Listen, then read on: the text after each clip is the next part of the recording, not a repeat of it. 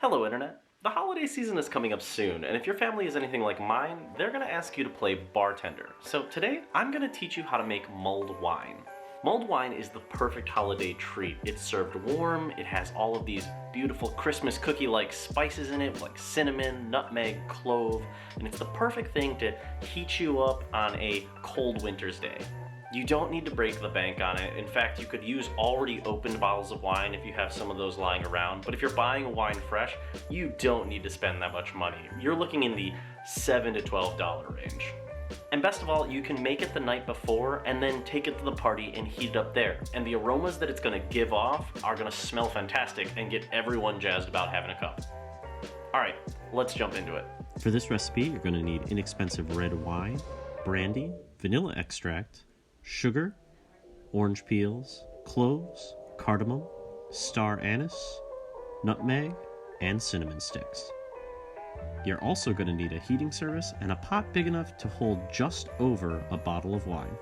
You're going to want to use medium heat, not enough to bring the wine to a simmer or a boil, but just enough to heat it up so it extracts the flavor from all the spices.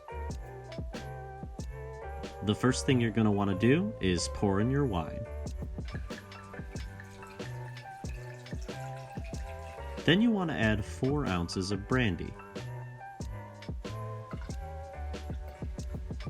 Then add 4 to 5 healthy shakes of vanilla extract. Add your 3 cinnamon sticks. Next, add the rest of your smaller spices. I put mine in a tea bag so it would be easier to strain them out later, but you can add them directly into the wine itself.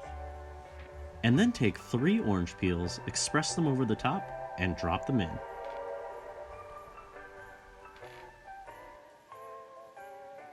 Next, add in your sugar, and once the sugar is fully dissolved, let it sit on the burner for 15 to 20 minutes, occasionally stirring.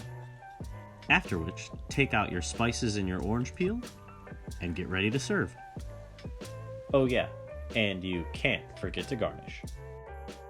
As with anything, you garnish big or go home. Oh, that's lovely.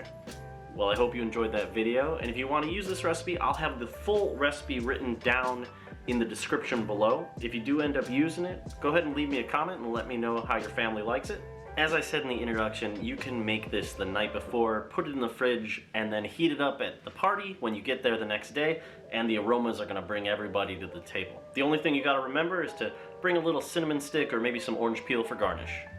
Oh yeah, I guess I should say like and subscribe and all that. I've been Dave, thanks for watching, and I'll see you next time.